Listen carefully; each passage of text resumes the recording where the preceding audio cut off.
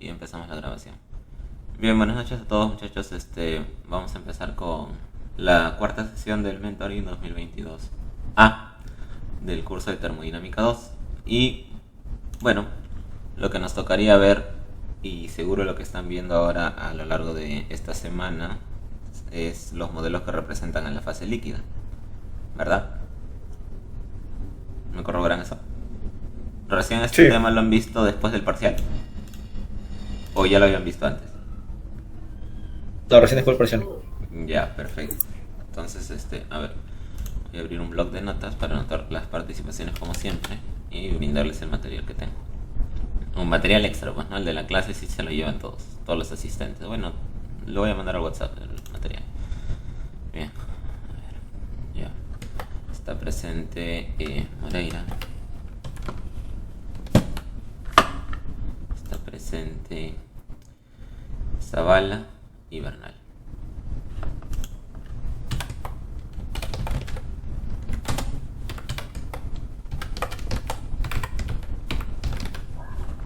Bien, vamos a guardar esto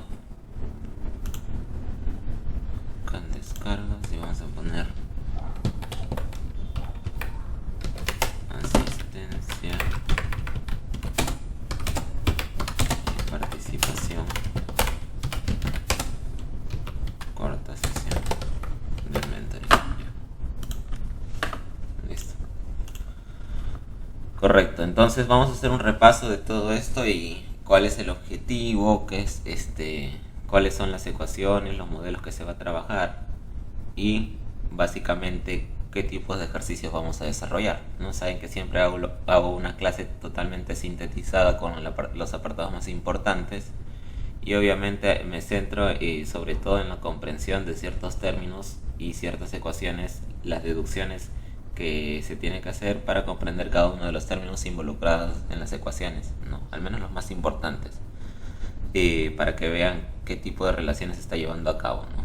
Bien, entonces el tema de hoy es modelos que representan a la fase líquida. Bien. Y bueno, el objetivo de esta sesión o de esta clase es básicamente determinar los coeficientes de actividad de los componentes de una mezcla mediante ¿qué? Bueno, modelos matemáticos termodinámicos, con la finalidad de corregir y o eliminar la idealidad en la fase líquida, ¿ok? En un sistema en equilibrio líquido-vapor. Bien, sabemos que nosotros vamos a trabajar estos cálculos a presiones bajas. Y bueno, refiriéndome al equilibrio líquido-vapor, saben que la ecuación de un modelo ideal, o bueno, de un caso ideal en el sistema equilibrio líquido-vapor, es la ley de Raoult, ¿no? La ley de Raoult me relaciona básicamente la parte de líquida, ¿no? Las composiciones X y, ¿sí? Con el apartado de vapor, que es la composición Y, ¿no? Y me la relaciona mediante esta ecuación. Sabíamos o sabemos ya a estas alturas que la presión de saturación de uno de los componentes, sea el componente I o cualquier componente de una mezcla, bueno, está relacionado con la temperatura. Es básicamente una función directa de la temperatura. Y normalmente, en casi todos los compuestos, a mayor temperatura, mayor presión de saturación. ¿Ok? ¿Qué ecuación hemos visto que me relaciona la presión de saturación con la temperatura? Pues la ecuación de Antoine, ¿no? ¿Cómo era? Bueno, me decía que, bueno, había un montón de ecuaciones de Antoine, ¿no? Vamos a poner la que más se utiliza. A ver, disculpen. Bueno, logaritmo natural de la presión.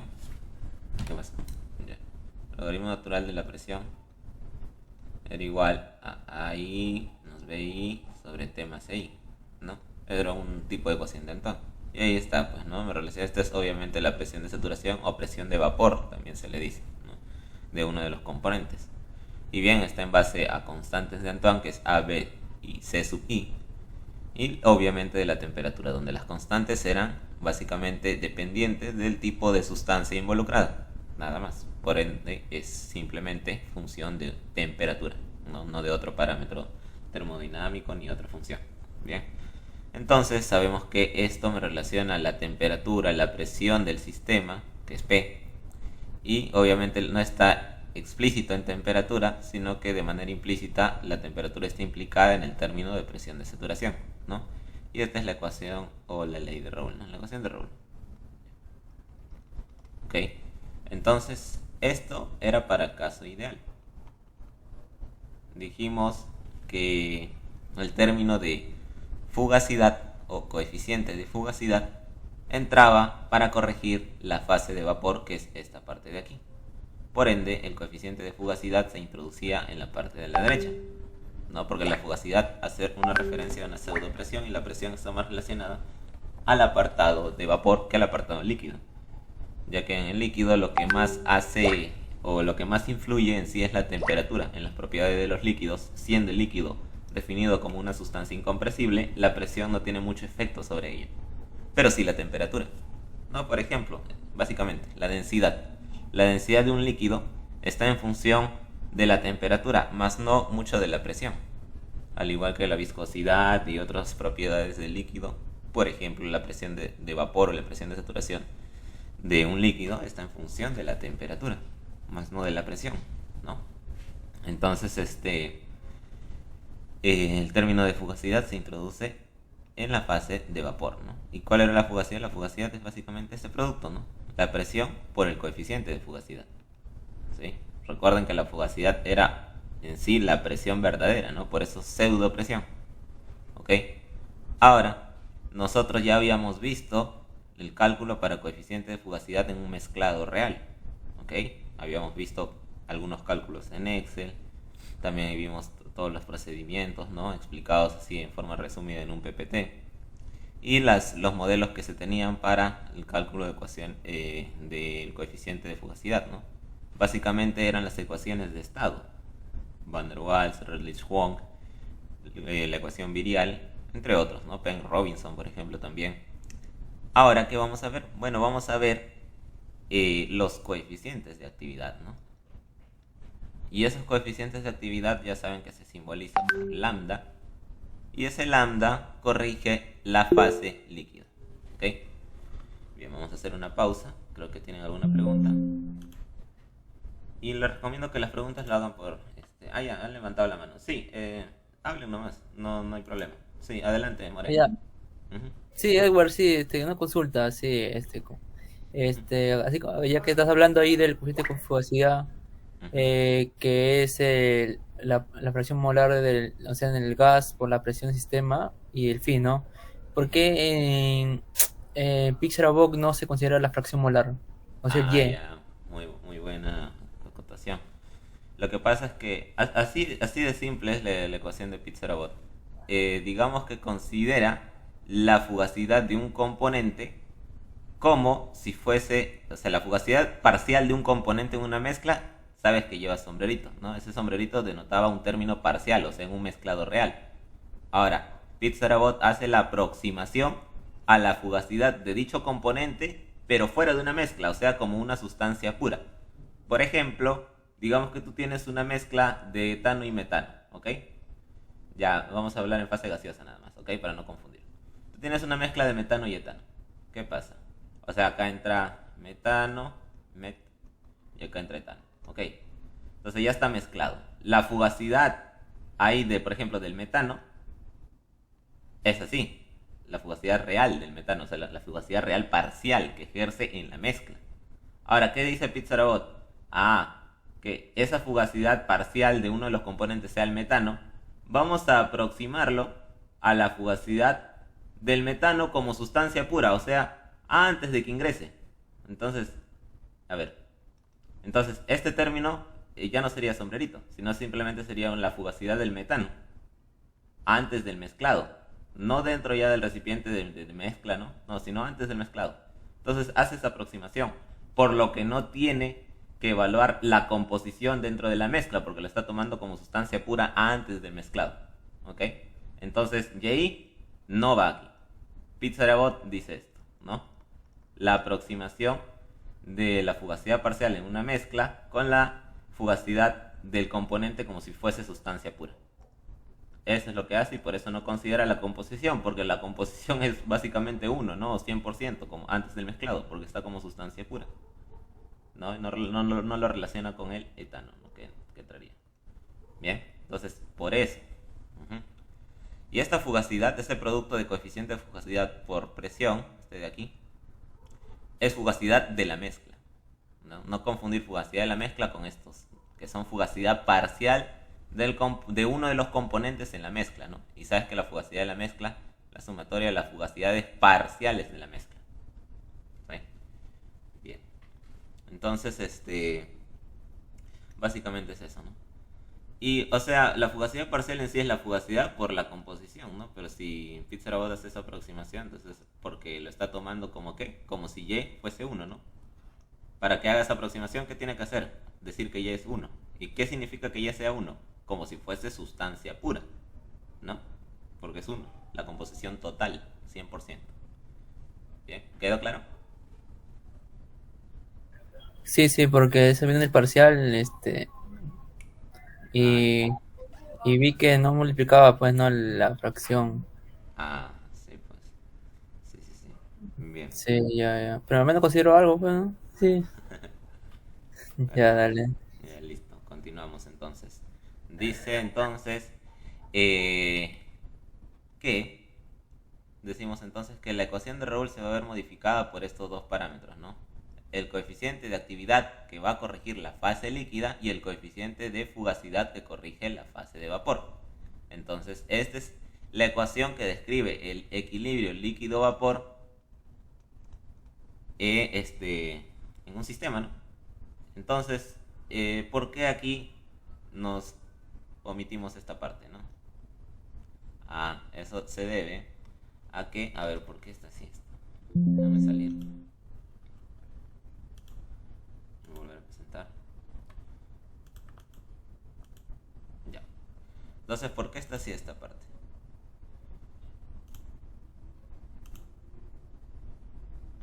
Qué raro, no me permite usar el borrador. Bueno. Este término de fugacidad pues no aparece porque estamos trabajando a presiones bajas. Y bueno, a presiones bajas el comportamiento de la fase de vapor es el comportamiento de un gas ideal. Y un gas ideal, la presión es la fugacidad. Porque si la presión es la fugacidad y la fugacidad es coeficiente de actividad por la presión, entonces si la fugacidad es la presión, significa que el coeficiente es 1, por lo que no tiene sentido que aparezca en esta expresión. Bien, entonces nos quedamos con este de aquí cuando trabajamos a presiones bajas. Bien, correcto. Entonces, esta es la ecuación que me va a describir el equilibrio líquido-vapor de manera real a presiones bajas. Real y aproximada, ¿no? Porque en sí deberíamos, claro, calcular el coeficiente de actividad, pero el análisis se hace pues demasiado complejo en los cálculos, no en el criterio analítico, sino en la parte de los cálculos, pues se hace demasiado extenso. ¿Sí? Después, para el que tenga más gato, bueno, el que no tenga también lo voy a exportar a PDF para que vea un procedimiento cuando se utiliza ambos coeficientes de actividad y de fugacidad.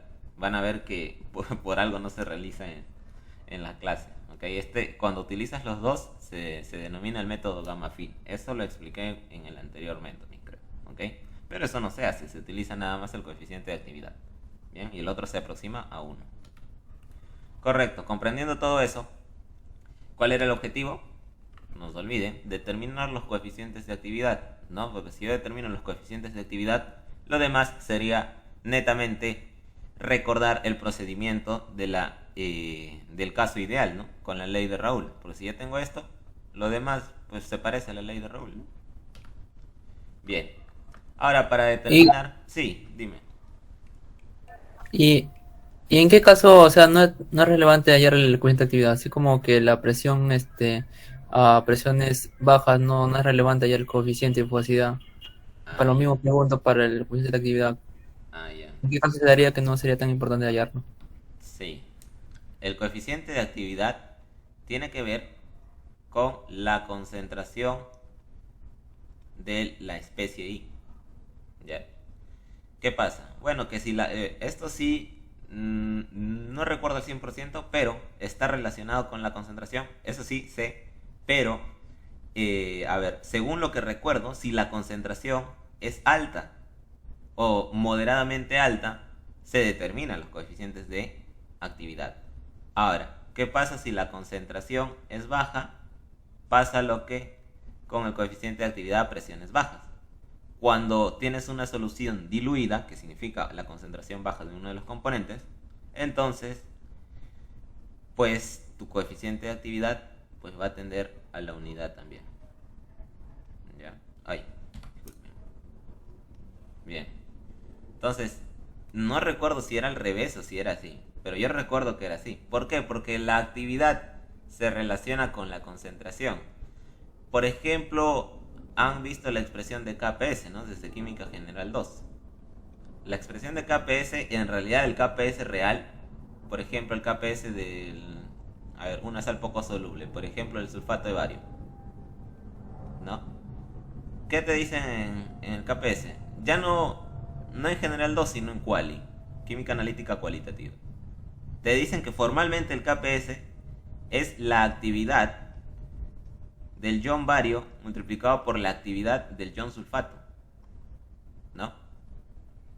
Esto está de 1 a 1, ¿no? Porque se disocia así. En agua se disocia en ion bario más 2 y en ion sulfato, ¿no? Por ende, el KPS, que es el producto de solubilidad de los iones, ¿no? Entonces va a ser acá no es allá, acá es por esta actividad y actividad. Ya. Eso viene a ser la definición formal de KPS. Ahora, ¿qué se hace? Bueno, que esto normalmente se aproxima a las concentraciones. Concentración del ion bario, acá 2 más, multiplicado por la concentración del ion sulfato, ¿no? Se aproxima. Ah, pero ¿en qué casos? Bueno, esto no recuerdo si depende de la temperatura, pero depende del nivel de concentración. Ya, si las concentraciones son muy elevadas, los iones tienen más actividad entre sí porque van a interactuar pues más entre ellos, ¿no? Ponte, tienes una solución así, ¿no? Acuosa, y aquí tienes tu ion bario, ¿no? Pero aquí tienes una solución más concentrada en ion bario, ¿no? ¿Dónde tú dirías que hay más actividad, más interacción? ¿Aquí o aquí? Pues aquí, ¿no? Porque al estar más concentrada puede haber más choques entre molécula y molécula, y entonces, o entre ion y ion, por lo que puede haber más actividad, ¿no? Pero aquí en una solución diluida simplemente relacionamos la actividad y lo relacionamos con la concentración, ¿no? Y no hay desviación, no hay mucha desviación con el caso ideal. Pero, ¿qué pasa cuando sí existe una concentración elevada? Pues hay actividad y no podemos hacer esta aproximación, sino que ya sabemos que la actividad es el producto de la concentración por su coeficiente de actividad, ¿no? Y así sería. Esto de aquí con esto de aquí forman la actividad del ion bario. A ver, disculpen un momento.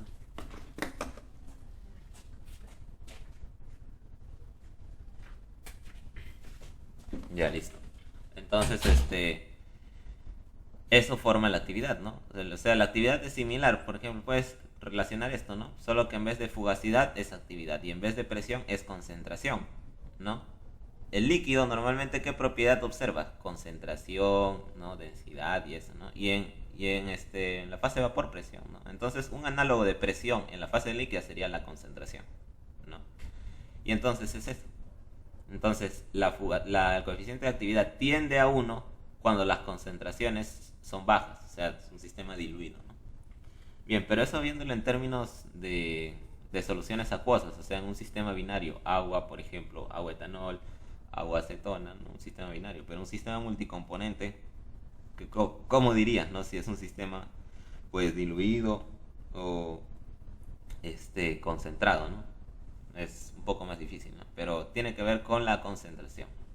Bien. Seguimos. Entonces, sí. Un ejemplo, bueno, ya, un ejemplo, he visto que el profesor ha hecho etanol agua. Ahí, ¿cómo dirías tú que Es una dilución ahí. O sea, ¿cuál es el soluto, cuál es el solvente? Ya. Bueno, normalmente se define el soluto como sobre todo en compuestos orgánicos, ¿no? El soluto, la sustancia que se encuentra en menor proporción, ¿no? Y normalmente eh, es el agua. En una solución concentrada de etanol, el soluto, entre comillas, vendría a ser el agua, ¿no? Pero, por ejemplo, en caso de destilación, ya yéndome en otro lado, el soluto o el componente A de una mezcla, ¿no? O el componente principal es el componente más volátil y el soluto, entre comillas, vendría a ser el etanol. Entonces, digamos que hay diferentes criterios para llamar soluto y solvente en un sistema binario a dichos componentes. Pero bueno, en etanol agua, yo diría, ¿no?, que se ve la concentración del etanol, o en cualquier solución acuosa se ve la concentración del componente que no es el agua, ¿no? Por ejemplo, tienes una solución de etanol al 10%, ¿no? Entonces, dirías, entre comillas, que podrías considerar un sistema diluido, ¿no? Un sistema diluido en etanol. Pero bueno, este sí son varios criterios, ¿no? Que no recuerdo muy bien el criterio para el coeficiente de actividad, pero sí que está relacionado con la concentración. El de la fugacidad es más fácil de analizar, porque simplemente esa presión baja, pues es lo que vemos de química general 1, ¿no? Gases ideales. Pero el de las concentraciones y coeficientes de actividad es un poco más difícil el análisis. Bien, entonces al menos una noción tenemos, ¿no? Ahí. Bien, continuemos.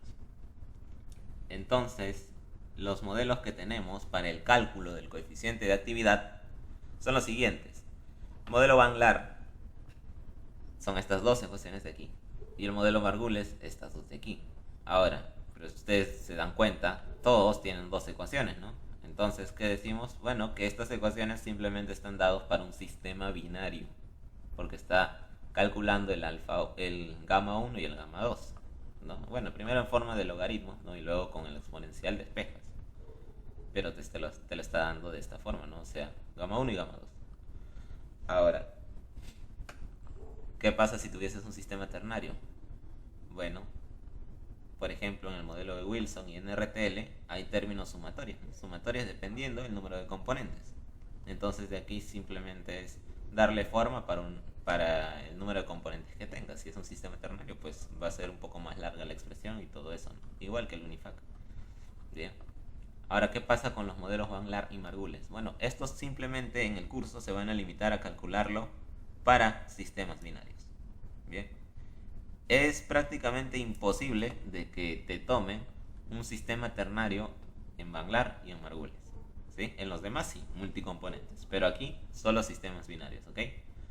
Es más, yo ni siquiera he visto ni he investigado sobre cómo plantear estas ecuaciones, las primeras dos, para sistemas multicomponentes, ¿ok? Solo las he visto para sistemas binarios. Pero las demás obviamente tienen expresiones generales en bases sumatorias. Y sí se puede deducir, ¿no? Simplemente desglosando la sumatoria. Bien, pero para este ejemplo, bueno, hemos puesto las ecuaciones para un sistema binario. Más en las siguientes diapositivas vamos a mostrar los que sí tienen ecuaciones para multicomponentes, ¿ok? Y bien, si se dan cuenta, ¿cuál es el término principal? O bueno, aparte de los parámetros de cada modelo, ¿de qué depende el coeficiente de actividad? Si se dan cuenta, depende de las composiciones. ¿En qué fase? Obviamente en la fase líquida, ¿no? No ven ningún Y por aquí, ¿no? Porque no le corresponde. El coeficiente de actividad está referido totalmente a la fase líquida. Por lo que las composiciones, o por la que las composiciones de la cual va a depender, va a ser de dicha fase. Por eso ves X y no Y. Bien. Entonces partamos de ahí. Correcto. Depende de X1 y X2 porque es sistema binario. Dependería de X3, X4, X5, Xn si es de n componentes. Bien. ¿De qué más depende? De estos parámetros que ves. A12, A21. En todo ves A12 y A21. Ahí acá no. En RTL ves de más parámetros. Tau21, Tau12. G21, G12. ¿No? Y esta ecuación de NRTL es la más compleja que las anteriores tres cuando se extiende el número de componentes. Pero la más larguísima es esta, la de Unifac. Y su análisis es diferente, porque el de aquí no es puro cálculo, el de aquí tiene tablas de Unifac para que determines alguno de los parámetros Unifac. Entonces, de este se requiere un análisis extenso. ¿Ya? No sé si me vaya a alcanzar el tiempo, pero vamos a explicar de estos cuatro. Y aquí tienen, ¿no? El modelo Margules, el modelo Van Laar, Wilson y NRTL. Como les dije, modelo Margules y Van Laar, si se dan cuenta, son las mismas ecuaciones que puse anteriormente, ¿no? Para 1 y 2, para gamma 1 y gamma 2. O sea, solo sistemas binarios. Pero los demás, modelo Wilson, tienen sus expresiones generales en términos de sumatoria. Bien. Entonces, eso es lo que se tiene, ¿no? Mira, por ejemplo, acá tienes una sumatoria dentro de otra. Imagínate si fuesen 4 componentes, la cantidad de términos que habría aquí nomás, y acá hay otra sumatoria. Entonces, yo les recomiendo que realicen esto de manera desglosada hasta 5 componentes, ¿sí? Entonces van a tener su... o sea, para el sistema cuaternario, ternario y quinario, ¿sí?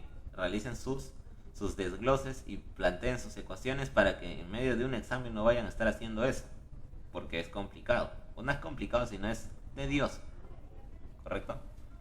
Al igual que este, NRTL, les dije, es el más difícil. Mira cuántas sumatorias tiene. 1, 2, 3.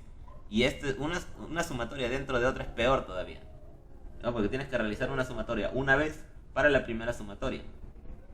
Y así para todas las sumatorias generales que haya en la sumatoria exterior, ¿no? Y aquí peor, ¿no? Pero bueno, ahí tienen las ecuaciones. Bueno, para el que responda o para que me ayuden a realizar los ejercicios, obviamente creo que yo tengo las ecuaciones desglosadas para hasta 4 componentes y se las voy a pasar para ahorrarles ese trabajo que es netamente matemático, ¿no? Operativo. Bien. Nada más, a ver, cuando te piden los parámetros del modelo NRTL, hace referencia a que le calcules los tau y los g. ¿Ya? Y eso son preguntas, o sea, te van a pedir, por ejemplo, para un sistema ternario, agua, clorobenceno, etanol, no sé, se me ocurre, ¿no? Y te piden cuáles son los parámetros de NRTL para una temperatura de tal, una presión de tal y la composición del sistema es tal, ¿no? X1, X2, y ya no te van a dar X3 porque es consecuente, ¿no? X3 es 1 menos X1 menos X2.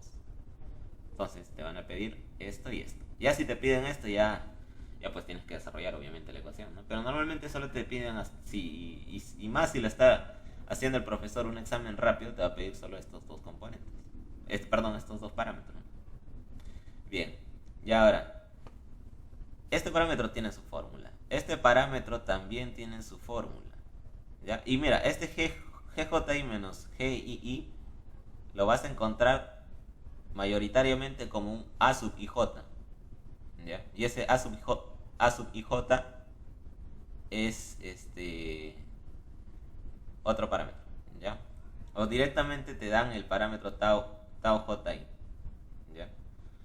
Pero si tú te das cuenta en la expresión de G y J, conlleva el término de tanto de tau JI, o sea, depende del anterior, pero depende de un parámetro alfa y J, ¿ya? Y acá estoy diciendo que alfa y J es igual a alfa JI.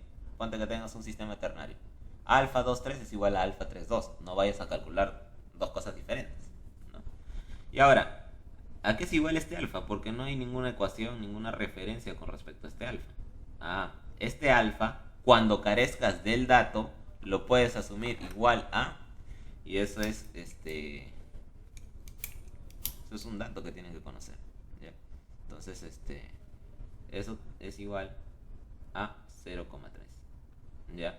Ahora, ¿por qué? Bueno, porque normalmente los alfa son 0.28, 0.31, 0.295, 0.20 o 0.30, 0.5, así, ¿no? Y todos tienden a esto, ¿ok? Entonces cuando carezcas del dato, lo asumes 0.3. Bien, listo. Ahora, con el modelo Van Laar, ¿qué tenemos? Bueno, simplemente expresiones de este tipo, ¿no? Ahora, ¿qué tipo de preguntas se pueden tomar con respecto a este modelo? Siempre les dije aquí, sistema binario. ¿Qué pasó? Y aquí también.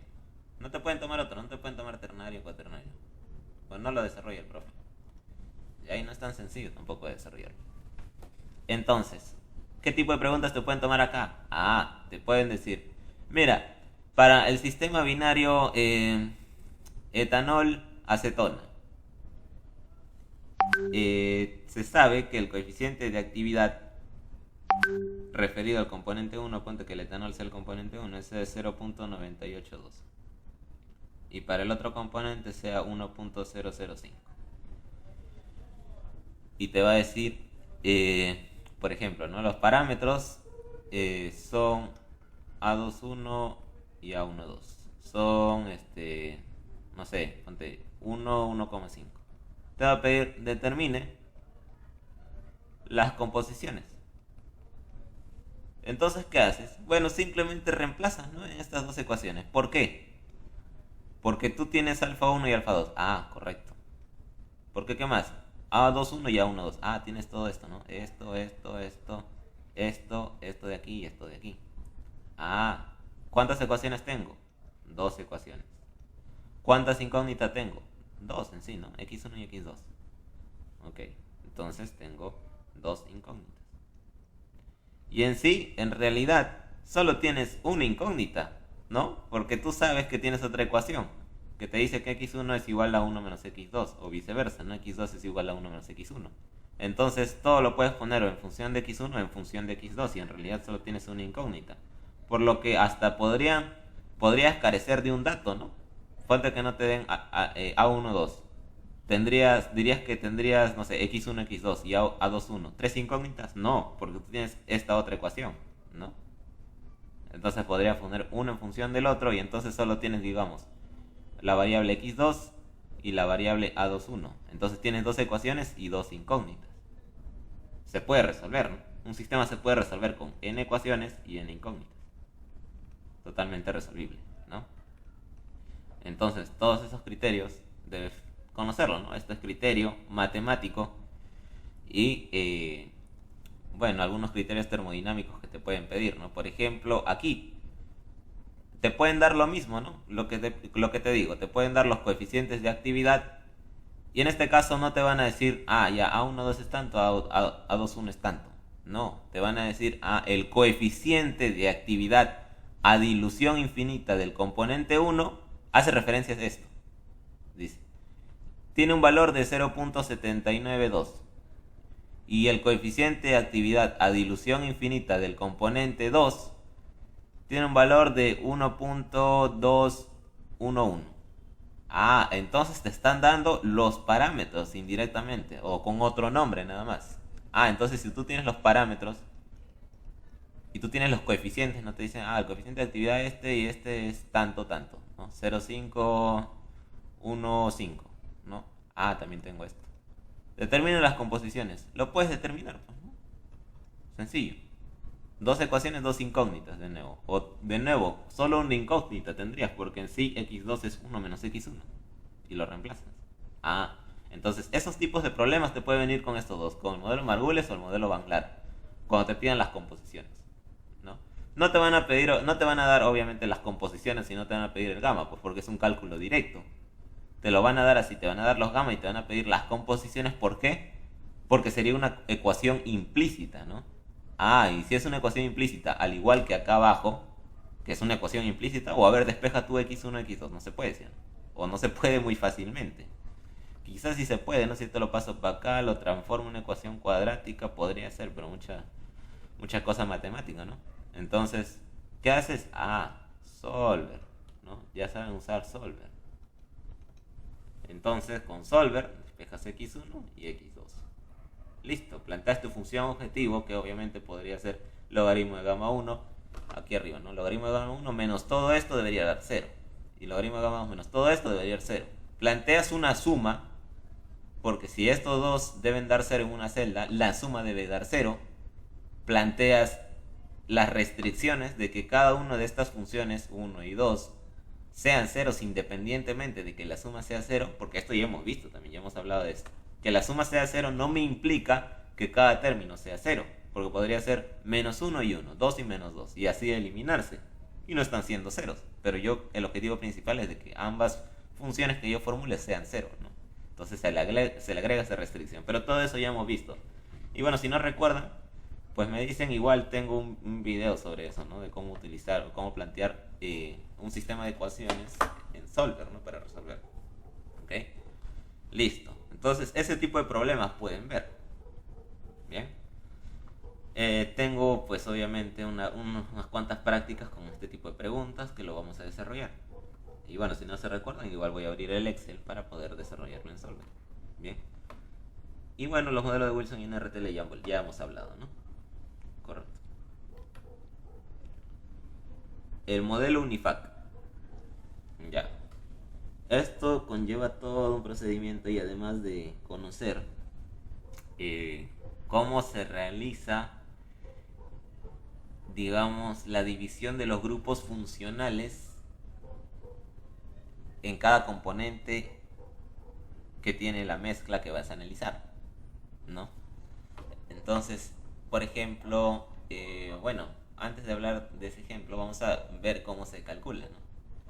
El objetivo, de nuevo, recuerden, principalmente es determinar el coeficiente de actividad, ¿correcto? Bien. Ahora, el coeficiente de actividad, en este caso, depende de... Mira, por ejemplo, antes de entrar a Unifac, discúlpenme que vaya retrocediendo y avanzando.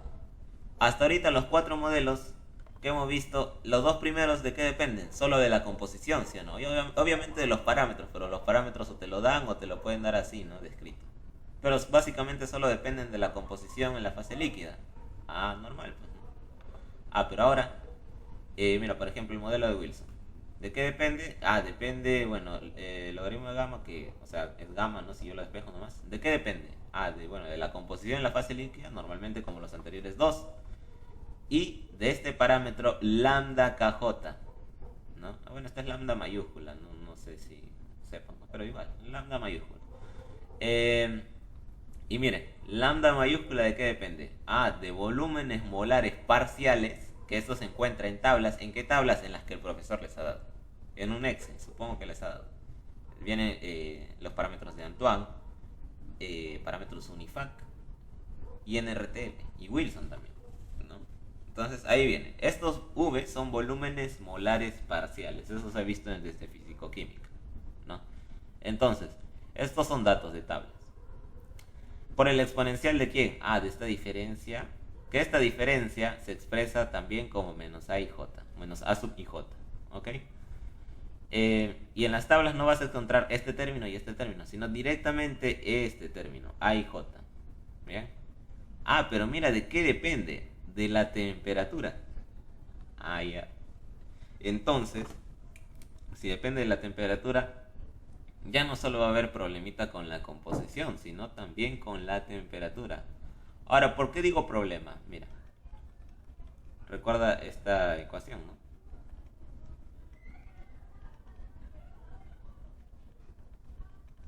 Ya. Si tapábamos esto, el coeficiente de actividad, ¿qué problemas había? Bueno, a veces te decía, ¿no? Calcule la temperatura del sistema si te dan YIP XY, ¿no? Y ya, bueno, la presión de saturación sabes que depende de la temperatura, porque es en base a la ecuación de Antoine, ¿no? Entonces, bueno, describías esto, ¿no? En términos de... Despejabas de la ecuación de Antoine, ponte exponencial de A sub I, B sub I, T más I, ¿no?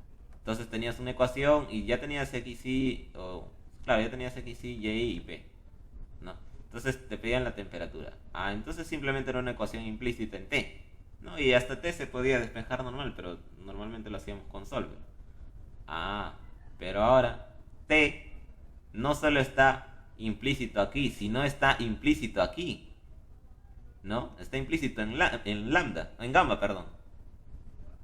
¿Por qué? Porque gamma depende de este parámetro y este parámetro depende de la temperatura, por lo que este gamma también es otra función de la temperatura, pero también de la composición. Y entonces y acá está la composición y aquí está la temperatura. Entonces es un problema más difícil de resolver. Y obviamente aquí sí tienes que usar un programa sí o sí, no como los anteriores que podrías, no sé, inventarte un método iterativo o por ejemplo, si es la ecuación de Raúl nada más, entonces podrías hasta despejar T, ¿no? Pero aquí, a ver, despeja, por ejemplo, no sé, la composición. Mira todas estas sumatorias. Es horrible despejar, ¿no? Es imposible, mejor dicho. Entonces, sí o sí, solver. Tienes que aprenderlo a usar, ¿no? Bien. Esos modelos que conllevan, que te dicen que el gamma, perdón, que el coeficiente de actividad depende no solo de la composición, sino también de la temperatura, son los más difíciles de tratar, ¿no? Cuando analizas el equilibrio líquido-vapor con esta ecuación, porque dependen pues de muchos de dos parámetros, pues, ¿no? El gamma, pero aquí también hay esos dos parámetros. Aquí de forma implícita en la presión de saturación está la temperatura, y aquí de forma explícita está la composición, ¿no? Entonces imagínate si así de difícil es esto. Si yo meto el coeficiente de actividad aquí, peor aún. ¿Por qué? Porque el coeficiente de actividad depende de la temperatura, depende de la presión, y a veces, si no es Pitzer-Avot, depende hasta de la composición del vapor. Entonces, imagínate que no te den muchos parámetros. La ecuación es pues inmensa, ¿no? Y no es nada explícito, es todo implícito. Y es mucho más difícil de calcular, ¿no? Pero bueno, eso es cuando te dan estos modelos, ¿no? Los modelos complejos, Wilson, RTL y Unifac. ¿Ya? Aquí también hay parámetros que dependen de la temperatura, creo. ¿Ya? Entonces, el modelo Unifac te dice que el cálculo del coeficiente de actividad se hace, digamos, en dos partes. El logaritmo del coeficiente de actividad es la suma de los logaritmos del coeficiente de actividad combinatoria y el coeficiente de actividad residual. ¿Ya? Donde el término combinatoria, este logaritmo gamma i supra c, es este término. ¿Okay? No conlleva ninguna sumatoria porque por lo que si fuese de n componentes, esta expresión no se va a alargar, no tiene ninguna sumatoria, por lo que esto va a quedar del mismo tamaño sin importar cuántos componentes tenga. Entonces es de cálculo relativamente sencillo. Pero mira el término residual, ya está aquí normal. Pero ya apareció el término sumatoria, y toda esta expresión dentro del paréntesis se va a hacer mucho más largo si tienes muchos más componentes, ¿no? Y bueno, tablas de Unifac, ¿para qué se utiliza? Se busca ahí los siguientes parámetros. El parámetro R sub K y K sub K, ¿no? Los parámetros que aparecen ¿dónde? Bueno, aquí no aparecen ni siquiera, ¿no? Pero seguro una de las variables dependen de estos parámetros. Y ahora vamos a ver la secuencia de cálculo que se lleva, ¿no? Ahora, tú sabes que para determinar logaritmo gamma i tienes que determinar estos dos primero para sumarlos luego, ¿ya? Y tienes expresiones para cada uno de ellos. Ya. Entonces, ¿qué debería hallar? Cada parámetro que me encuentre. Los J, los L, los Q, los tita o teta como le digan, los S, los nu o bueno, N, y los G, ¿no? Los GKI, leanlo así, ¿no? GKI, SKI, SKI, los NK, LI, QI, ¿no? JI también. Entonces, la secuencia de cálculo para determinar los coeficientes de actividad es la siguiente. Primero se calculan los parámetros de la parte combinatoria. Bueno, no es que sea primero, ¿no? Porque podrías determinar cualquier parámetro primero, pero bueno, yo determino primero los de la parte combinatoria. ¿Por qué? Porque les digo que es más sencillo, ¿no?, de determinar. Porque el parámetro combinatorio esta expresión no se va a alargar. Entonces determino esto primero. ¿Cuáles son los términos del parámetro combinatorio? J sub i y L sub i, ¿no? Bien. Ahora, J sub i es esta expresión. Depende del R sub i minúscula y del X sub i, de la composición, ¿no? Ahora tú dirás, pero acá dice X sub J y aquí dice R sub J. No importa. ¿Por qué? es que R sub J, el J como el sub I es un subíndice, ¿cómo te digo? Arbitrario, ¿no? O sea, acá bien le podría poner sumatoria desde I igual a 1 hasta N, o desde J igual a 1 hasta N, ¿no? ¿Qué quiero decir? Que acá hubiera puesto sumatoria sub I de R sub I, X sub I. Es lo mismo, ¿no? Solo es un parámetro arbitrario para denotar la sumatoria con respecto a qué estás haciendo, ¿no? Bien. Entonces, depende del R sub I de la composición en la fase líquida.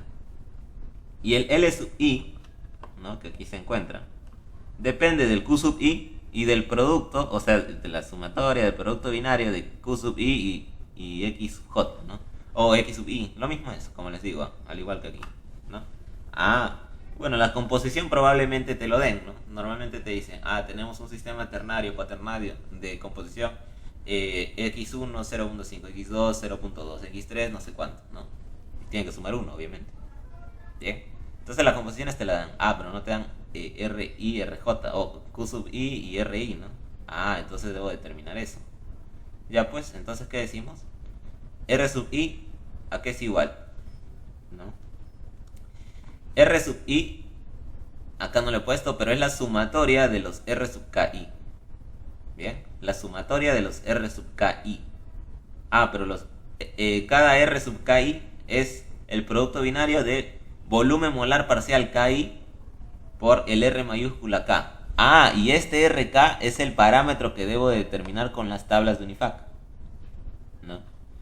Ya, pues entonces se dan cuenta de la secuencia de cálculos. No voy a extenderme más, ya aquí tienen las fórmulas, todo está resumido. Este es el último PPT de la clase ya. O bueno, el penúltimo, ¿no? Porque todavía sigue un PPT más para el paso 3 y 4. Pero bueno, aquí tienen las fórmulas, ¿no? Y esto se explica mejor con el ejemplo, porque ustedes ya lo verán muy abstracto aquí, ¿no? Pero yo les quiero mostrar de qué tan extenso va a ser esto, ¿no? No en afán de decirle, no van a poder, no, ese no es el objetivo. El objetivo es que vean a qué se van a enfrentar, ¿no? Y que vean el procedimiento de manera general. Cosa que si te cambian un dato, no, tú sabes lo que está haciendo, ¿no? Primero, por eso yo les muestro el objetivo y ya pues luego, ¿no? El ejemplo. Aunque digamos que lo ideal es que yo les muestre qué es lo que tienen que resolver y luego cómo resolverlo. A mi parecer esa es la mejor manera, ¿no? de enseñar. O sea, ponte, yo te pongo el ejercicio directo, te planteo, ¿no? Ya determíname la composición del vapor de una mezcla a una presión tal y a una composición en la fase líquida tal, ¿no? Determíname su temperatura de rocío de la mezcla y la composición y la temperatura de burbuja. Y de ahí te doy las herramientas para ver cómo solucionas ese problema, ¿no? Así se debería empezar. Pero bueno, por ello les hago todo esto, ¿no? Les hago todo este desarrollo. El objetivo, la ecuación del equilibrio líquido-vapor, ¿para qué sirve hallar el coeficiente de actividad? Para corregir la idealidad de la fase líquida. Y bueno, así consecuentemente todo el desarrollo, ¿no? Bien. Y acá les estaba explicando, ¿no? Qué tipos de problemas les puede venir relacionado con estas ecuaciones. Bien. Entonces, con eso, bueno, acá les muestro en el paso 2 determinar los parámetros de la parte residual. Y en la parte residual, bueno, los QI y los LI también son parte de lo combinatorio, por lo que ya no los vuelvo a calcular, ya están calculados aquí, ¿no? LI depende de QI y XI, y QI aquí te dan la fórmula, ¿no? Bien, en este caso, para la parte residual, ¿qué parámetros hay de diferentes? No tenemos teta sub K. Bueno, aquí sí me he pasado, ¿no? El teta sub K debería ir por acá, ¿sí? Porque el teta sub K no es parte del combinatorio, sino del residual. Bien, tenemos SKI y nu sub K, ¿no? SKI y nu sub K. Ya, pero SKI ¿de qué depende? De tau sub MK. Y tau sub MK es esta expresión. Depende de A sub NK. Y este A sub NK es dato de tabla. ¿Ya? En las tablas de Unifac. Bien. Al igual que aquí, ¿no? Estos son parámetros de grupo. Este de aquí es parámetro combinatoria. Por eso es que no lo pongo aquí, ¿no? Pero debería poner aquí. Dice, busca los parámetros de combinatoria a sub n cat. Bien, correcto, pero esa es la secuencia de cálculo. Lo vamos a ver con un ejemplo, o si me da el tiempo. Y, como les digo, ¿no? Una vez, de hecho este era el último PPT. Así que había un error, no había otro. Este es el último PPT, ¿por qué? Porque ya hallaste todos los parámetros que quería supuestamente. Entonces simplemente queda reemplazarlo aquí. Y obviamente extender esto dependiendo de cuántos componentes tengas, porque es una sumatoria. Determinas esto, lo sumas y determinas logaritmo de gamma i. Sacas exponencial y determinas gamma i, que es lo que quieres, ¿no? Bien. Obviamente eso es un gamma sub i, pero luego tienes que reemplazar, o sea, i por el componente que quieras, ¿no? I igual a 1, ya es gamma 1. I igual a 2, ya es gamma 2. Pero todas las expresiones cambian, ¿no? Pero solo va a cambiar donde diga i, lo pones el número nada más. Y listo. Correcto, entonces esa es la secuencia. Ahora, estos RK y Q sub K se determinan desglosando la molécula por grupos funcionales. Y eso vamos a ver con un ejercicio, ¿ya? Bien, vamos a buscar ejercicios relacionados a este tema. Antes de ello, ¿alguna pregunta? Igual, sí, los parámetros de Wilson, o sea, tiene su fórmula, lo que he visto, ¿no? El Sí. profe no nos ha dado fórmula. O sea, no ha enseñado a modelar, más bien, a buscar esos parámetros. Ya. Ya vamos a entrar a ese Excel también para explicarles un poco, a ver si les puedo orientar. Les ha dado un Excel seguro, dice modelamiento en equilibrio líquido-vapor, ¿no? O modelamiento o modelos que representan a la fase líquida, o algo así deben tener sus Excels. A ver. Sí, nos enseñó a modelar y nos modelamiento falta LV, ¿no? sí, nos falta el Banlar, nomás que he intentado hacerlo, pero no entiendo, o sea, cómo hallar los parámetros, o sea, modelarlo, ¿no? En el Excel. Ya. Ya, a ver, vamos a ver.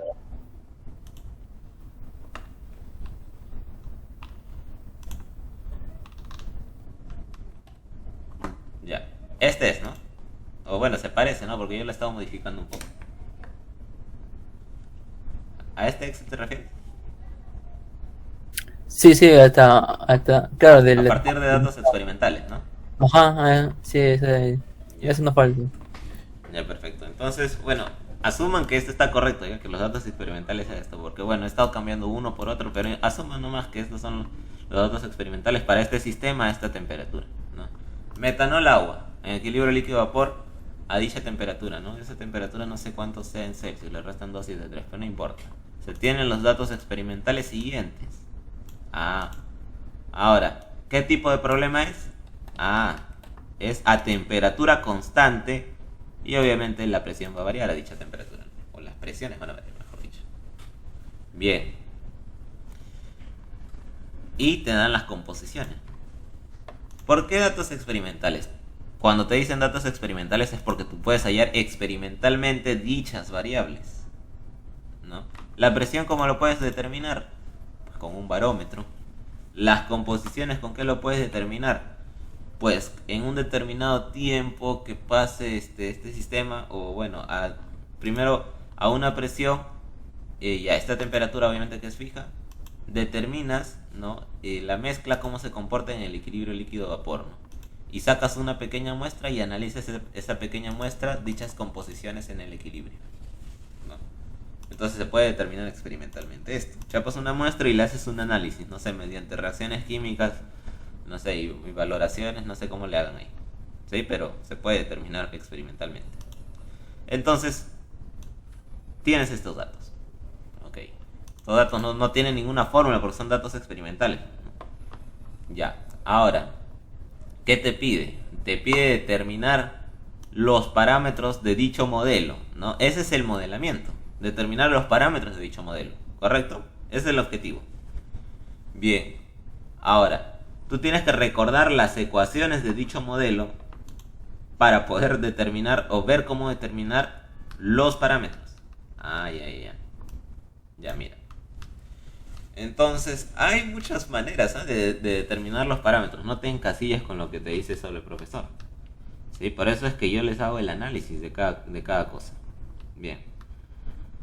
Por ejemplo, ¿qué podrías hacer aquí? Ahora, podrías analizar este término.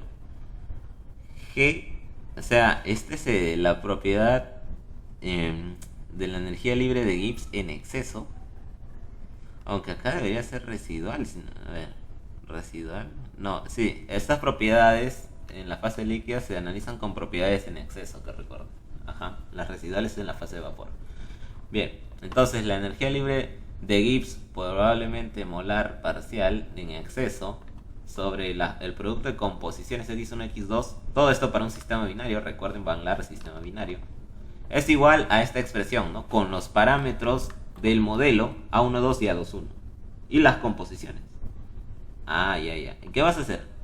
Vas a determinar dicho parámetro de esta manera. Pero ¿y de eso de qué me sirve? No te sirve de nada en sí, si solo tienes una ecuación. Pero tienes otra que no te dicen aquí. ¿Ya? ¿Cuál es la otra ecuación? Supongo que está en el PDF o en el material que les da el profe. ¿Ya? Pero si mal no recuerdo, la ecuación es la siguiente, ¿ya? A ver, antes de hacer eso voy a ver en los otros modelos, a ver si lo tengo por aquí. Parece que no. Ya, sí, está en otro Excel seguro. Ya, pero en realidad no tengo que ver otro Excel, tengo que ver mi Excel, nada más el que está formulado. ¿Y qué voy a ver? Bueno, esta expresión de G sobre X1, X2, RT, de esta manera, se dice que es este parámetro de manera calculada. ¿Calculada por qué? Porque es calculada en base a los parámetros de modelo que van a ser calculados. ¿Ya? Entonces, si te das cuenta, ese término GE sobre RT, que es, bueno, va a ser... ¿Dónde está? Ya. A12 por A21, ahí está, rojo y azul, A12 por A21, multiplicado por X1 por X2, pero X2 es 1 menos X1, ¿no? Y ahí está, ¿sí? Ahora, eso es, claro, pues porque ha pasado este X1 y X2 al otro lado a multiplicar, ¿ya? Y lo que está haciendo es hallar GE sobre RT, ¿ya?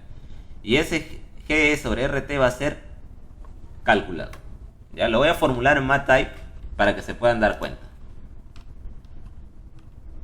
A ver. Les recomiendo que se instalen MATLAB, ¿eh? Mucho más rápido para escribir las ecuaciones. Ya. Entonces se va a determinar GE sobre RT. Y eso va a ser igual. No olvidar ya. Esto de aquí. A ver. No. Va a ser GR calculado. Ya. Calc. Esto de aquí lo voy a poner como subíndice. Ya. Ese término calculado va a ser igual al producto de X1 por X2 por, ahí está, de esta fórmula me estoy guiando, nada más lo estoy despejando, por A12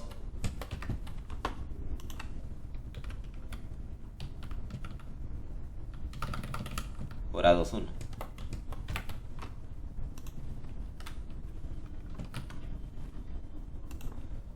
sobre A12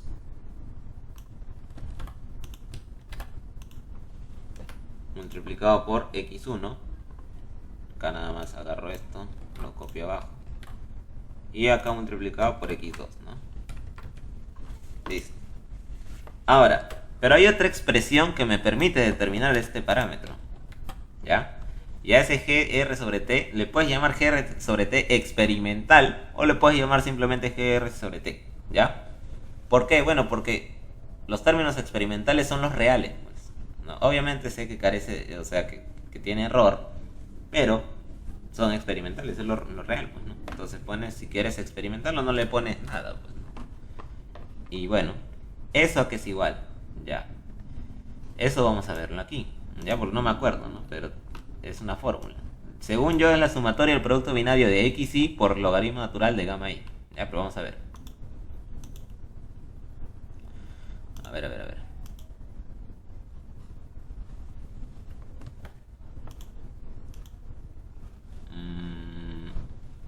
Ah, ya.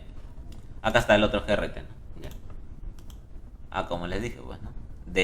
La sumatoria del producto binario de xy por logaritmo natural de gamma y. Ah, ¿qué significa si es un sistema binario? Que va a ser x1 por logaritmo natural de gamma 1 más x2, que es 1 menos x1, por logaritmo natural de gamma 2. ¿Sí? Entonces, eso es igual a... lo voy a poner para un sistema binario, ¿ok?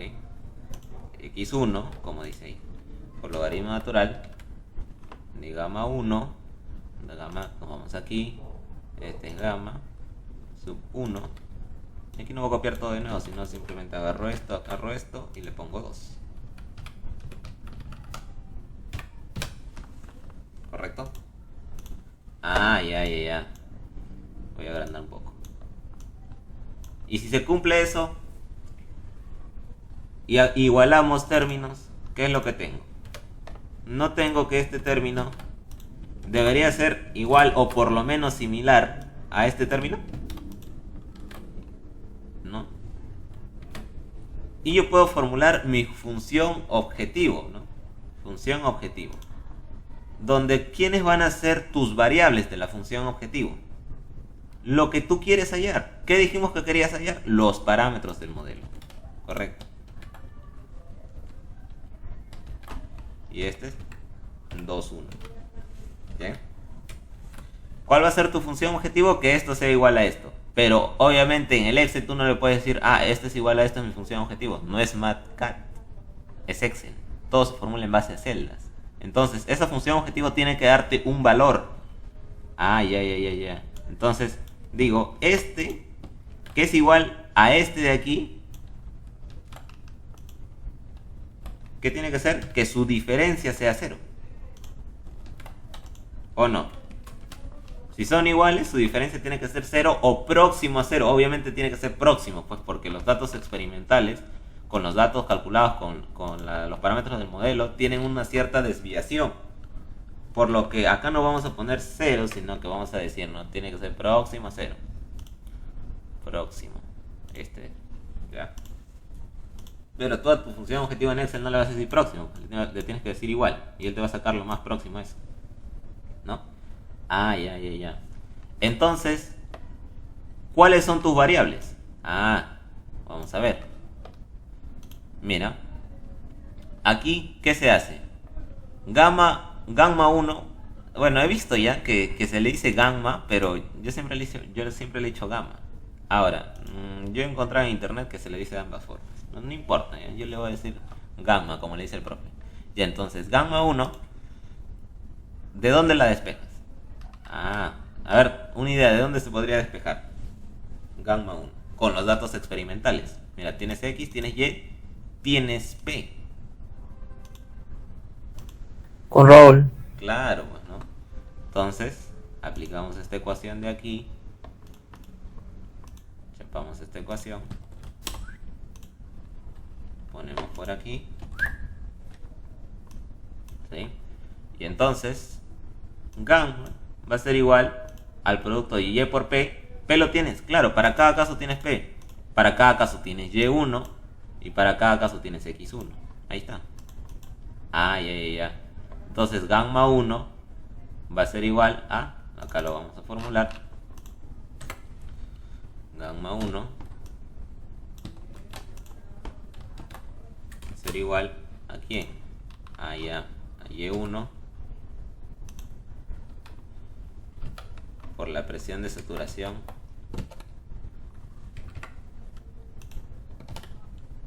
¿1 sobre quién? Sobre X1. ¿Por qué? Perdón. Acá es por P. Arriba es por P y acá es por P de saturación. ¿Ya? Entonces, eso es, ¿no? Para gamma 2, lo mismo, pues. Solo que le cambias el 1 por 2. Nada más. Listo. No hay más problema. No hay más inconveniente. Correcto. Yes. Ahí agrandamos. Listo. Entonces, esas son las ecuaciones que tenemos. Si te das cuenta, gamma 1 aquí es 0. Ahora, ¿por qué sería 0? Gamma 1 ahí. ¿Qué pasa? gamma les dije que estaba relacionado, básicamente es el coeficiente de actividad, entonces está relacionado con el grado de actividad que hay en una solución. Y sobre todo de mezcla, pues, ¿no? Pero mira, ¿esto es mezcla? No, solo hay componente ¿qué? Componente 2, solo hay agua. ¿Por qué? Porque la composición de 1 es 0, no hay nada de 1. Ya. Entonces, si no hay nada de 1, no tiene sentido que tú halles un gamma, porque no hay. Entonces es 0. Ok, lo mismo pasa en este extremo. ¿Por qué crees que están pintados? O sea, en negrita. Porque no son fórmulas, no es la fórmula que está aquí. ¿Por qué no sería fórmula? Mira, tú reemplaza la fórmula. X1 es 0, ¿sí o no? Acá lo tienes como denominador.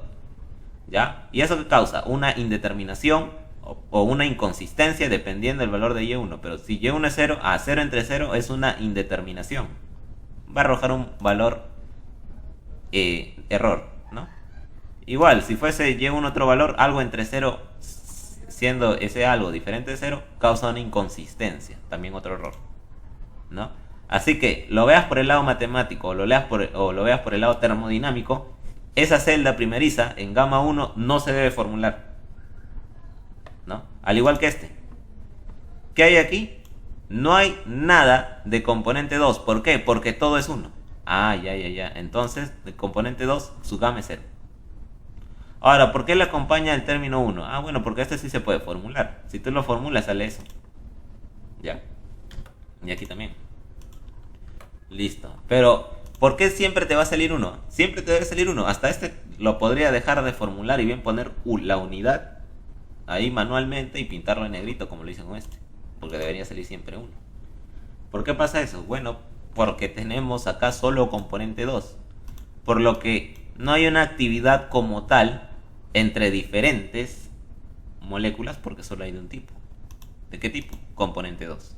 Entonces su actividad no es que sea 0 porque no exista, porque sí existe, solo que no existe mezcla. Pero existe el componente 2. Pero su actividad no se aprecia, por lo que toma el valor de la unidad para que no afecte ¿en qué ecuación? En esta. ¿No? Bien. Entonces, ahí tienes gamma 1 o gamma 1 y gamma 2. ¿Listo? En estos términos intermedios no hay problema, siempre se formula. ¿Ya? Entonces, fórmulas del segundo estiras, fórmulas del segundo estiras y ya, pues si quieres le pones 0, 1, 1, 0 manualmente o este 1 también formulado. La cuestión es que acá sea 0 y 0. En los demás sí se formula. ¿Ok? Espero que se haya entendido hasta ahí. En caso de que no, pueden preguntar, chicos. ¿Alguna aclaración hasta ahí? ¿O todo está bien? Yo tengo una pregunta. ¿El GR sobre RT entre X1 y X2 se halla dividiendo el experimental o entre X1 y X2 o el GRT calculado? Ya. A ver, me dices el GR sobre T de aquí, ¿no? Supongo que te pregunto. Sí, el que está sin sombrear esa columna, el dividido entre el X1 y el X2. Ya. Esto es en base al calculado. Sí. A ver, Porque en clase el profesor lo hizo con el experimental y por eso me confundió. Y en su Excel sí está con el calculado, pero él en clase hizo con el experimental. Mira, yo que recuerde esto no influye en el cálculo. Porque, ahora, ¿cómo vas a determinar esto, no? Ya. Para responder a tu pregunta, en sí, esto podrías calcularlo con cualquiera de los dos y tendrías que especificar qué es lo que estás calculando. Ponte, si yo este no lo tomes de referencia, ¿ya? Porque el primero en sí es el término A12 y ahorita lo analizamos. Pero los demás, que sí son fórmulas, está en base al calculado. Ya. Entonces no te hagas problema y aquí también le pones calculado. Ya. Entonces tienes que ver, ¿no? Si no le pone calculado es en base a este, pero si le pone calculado, obviamente es en base al calculado, ¿no? Nada más. Ahora, hay una pregunta que puede estar surgiéndose entre ustedes y es el hecho de que ¿cómo rayos he calculado esto? Si A12 y A21 es lo que queremos hallar, ¿cómo formulo en base a algo que no tengo, no? Por eso existe celdas en las cuales tú das una estimación inicial. En base a tu estimación inicial, tú formulas este. Que obviamente si son estimaciones, este va a ser estimado. Ah, ya, pero este, GRT, si son datos experimentales y ya los tienes, ese sí, pues, ese sí lo conoces. Ya. Y acá, ¿qué estoy haciendo? Una igualdad entre este término, que es el término que no conozco, y un término que sí conozco. Si resto lo que no conozco menos lo que sí conozco y es 0, puedo determinar lo que no conozco, cumpliendo la función objetivo que debería ser que la resta sea 0, ¿no? Para que se cumpla esta igualdad. Ya. Entonces, cuando mi función objetivo sea 0, los valores que me entregue el Excel de A12 y A21, modificándolo hasta que cumpla el criterio de convergencia, que es que la función sea 0, esos valores son los valores reales y te los va a cambiar, ¿no? De tus valores estimados iniciales te los va a cambiar hasta tus valores reales. Y esos son lo que te piden, ¿no? El problema, determinar los parámetros de Van Laer. Ya. Entonces, cuando se cumpla mi función objetivo, ya he determinado mis parámetros de Van Laer. Ok. Bien. Entonces, eso es lo que se hace, ¿no? Ya. Entonces, estos datos de azul son calculados con la ecuación del equilibrio líquido-vapor a partir de datos experimentales. Lo de azul. Ok. Ya. Entonces, esos datos no van a cambiar. ¿Cuáles son los datos que van a ir cambiando hasta que cumpla el criterio de convergencia? Todo lo de blanco, ¿no? Ahorita ya está en valores respuesta, pues, porque ya está resuelto con Solver. Ya este es el valor y este es el valor, ¿no? Pero vamos a suponer que no conocemos. Y aquí tienen que tener cuidado a veces con las estimaciones que se le dé a cada uno de los parámetros. Yo les recomiendo poner un 0.5 y un 1.5 o algo cercano a 1. Puedes ponerle 1.1, pero a veces no resulta conveniente. No puedes ponerle 0.9, 1.1 o algo así, ¿no?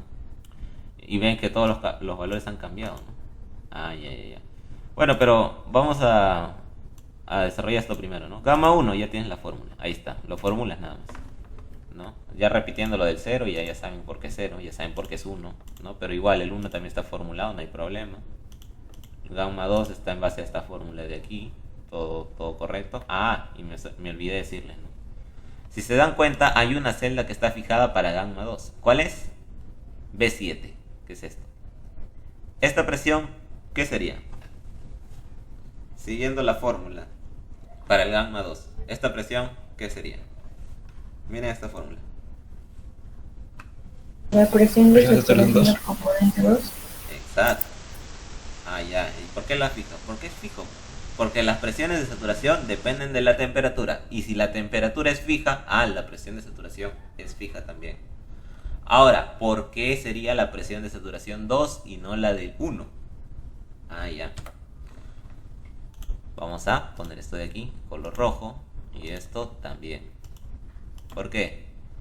Miren, la presión de esta presión experimental es la presión de saturación 2 a dicha temperatura. ¿Por qué? Porque en este momento solo hay componente 2, ¿no? Porque de 1 no hay. Y si solo hay componente 2, es la presión de dicho componente, ¿no? Es la presión de saturación a esa temperatura de dicho componente. Ya. Pero ¿qué así hay 2? ¿Pero qué no hay? No hay 1. Entonces es la presión de saturación del componente 1. Y si yo me voy a gamma 1, que depende del P de saturación 1, van a ver que la celda que está fijada es esta de aquí. Ahí está. Bajo, sigue apareciendo. Bajo, sigue apareciendo. Bajo, sigue apareciendo. Ya. Entonces es así, ¿no? La presión va a ser igual a la presión de saturación de uno de los componentes cuando ese componente se encuentre solo y no en una mezcla. ¿Sí? A dicha temperatura. Por eso se fija. Claro, pues. Entonces ya sabiendo eso, ya sabiendo cómo formular los gamma y el GRT cómo es. El GRT experimental o sin nada, así, sin subíndice es así. Siempre la sumatoria de XY por el logaritmo de gamma Y. Ya. ¿Correcto? Obviamente aquí no hay x2 porque es 1 menos x1. No voy a hacer toda una fila completa para poner x2 porque es simplemente el complemento para la unidad. Entonces 1 menos x1. Listo, entonces hasta la parte azul todo claro, espero. Igual pueden hacer cualquier pregunta, ¿no? Ya, pues entonces voy a hallar de la otra manera, ¿no? Voy a formular el GRT calculado. ¿En base a qué? En base a los parámetros que tienen que ser estimados y le he dado esta estimación inicial, ¿no? Ya. Entonces, GRT calculado lo hago en base a eso. Correcto. Bien, ahí está la fórmula, ya no lo explicamos, ¿no? Ya saben formular en Excel. Bien. Entonces, ¿qué debo fijar? Debo fijar los parámetros, pues porque si yo bajo, no quiero que estos parámetros bajen cuando yo estire con autorrelleno. Quiero que se mantengan igual. Ah, entonces fijo ¿qué cosa? Azul y rojo, ¿no? A1, 2 y A2, 1. Ah, azul y rojo ahí están fijados, si se dan cuenta. Bien. ¿Qué es lo que no fijo? La composición que va a variar. Ah, ya, el morado, C7 no se fija. Ahí está. Correcto. Entonces aquí, doble clic o lo bajo, ¿no? Ya. Ahora, ¿qué se hace? Esta función objetivo, ¿ya? La función objetivo es la diferencia que sea 0, ¿no? Pero para evitar poner todas estas restricciones, porque sabe que, o sea, ¿cuántas funciones objetivo voy a tener? Para cada caso es una función objetivo. Que la diferencia de este GRT menos este GRT, que deberían ser iguales, pues sea 0 o próximo a 0, ¿no? Ya. Y así para cada uno, ¿no? La diferencia sea 0, que la diferencia sea 0. Y así. Y luego la suma de todos estos valores que deberían ser 0, debería ser 0. Ya. Y para no estar aplicando solver en cada uno, se genera esta función objetivo general. Y el objetivo general es que todos estos sean 0, por ende que esta celda sea 0. Ya. Pero que esta celda sea 0 no me implica que todos los valores sean 0. Porque negativo con positivo también te puede dar 0. Entonces se le agrega todas estas restricciones. Que cada una, independientemente de la otra, sea 0 de por sí. Ya. Pero ¿qué hace el profesor para evitarse poner las restricciones para todos? Aunque no es difícil, simplemente seleccionas el rango y le pones la restricción. Pero él lo resume a decir que la diferencia elevado al cuadrado pues sea 0. ¿Y qué te garantiza eso? Que lo eleves al cuadrado. Que todos van a ser o 0 o positivos. Y la suma de positivos ya no te impide, ya no te puede dar 0, ¿no? O te puede dar 0 o positivo, pero ya no puede salirte negativo con positivo para anularte, ¿no? Entonces, eso de elevarlo al cuadrado, la diferencia te garantiza de que todos sean o positivos o 0, y por ende no tengas que agregar la restricción, ¿no? Y entonces eso es lo que hace. Diferencia al cuadrado. Ahí está, ahí lo están viendo, ¿no? No sé si se ve chiquito, supongo que sí se ve chiquito, pero bueno, ahí está, ¿no? Al cuadrado. Y bueno, es eso lo que hace, ¿correcto? Y entonces la suma lo establece para todos estos valores que sean 0. Y no tengo que agregar una restricción extra, ¿no? Ya, entonces, como todas estas celdas de este GR calculado están en base a estos dos que son estimados, ¿no? Ahí está, en base a eso, en base a eso, en base a eso. Entonces cuando este sea 0, estos valores van a cambiar y esos valores van a ser mi respuesta, ¿no? Entonces agarro la celda objetivo, datos, solver, se abre esta ventana, el objetivo es ese, ya te lo marca, pero si no te lo marca, lo marcas tú, que el valor sea de 0. Las celdas variables obviamente ya está marcada, pero si no te lo marca, tú agarras el intervalo. ¿Sujeto a qué restricciones? Ninguna, porque ya la suma te debe dar 0 de por sí, ¿no? No es que uno sea positivo y otro negativo. No te va a salir negativo porque aseguraste eso con la elevación al cuadrado, ¿no? Resolver. Ya. Solver no encontró ninguna solución viable. Eso te aparece cuando hay límites de viabilidad. O sea que en las iteraciones no te ha encontrado un valor muy próximo a 0. Pero te dije que el valor, aunque sea próximo a 0, no te va a dar 0,00, o sea, de orden de 10 a la menos 6, 10 a la menos 6. Porque no es tan exacto, la diferencia no va a ser 0. Va a ser próximo, ¿no? Le di cancelar, disculpen. Le da solver, resolver. Y le dan aceptar, ¿ok? Pero mira el valor que encontró. 0.0015. Ya. Tú le puedes dar solver otra vez, porque pudiste dar una mala estimación aquí y puede corregírtelo en el segundo solver por el tema de iteración. Creo que hace entre 40 a 100 iteraciones el solver, ¿ok? Entonces le das a resolver de nuevo. Te da el mismo valor, por lo que ya no puede encontrar un valor mejor, un valor óptimo de solución o de soluciones en sí. ¿Cuántas soluciones vas a tener? 2, pues, estos parámetros.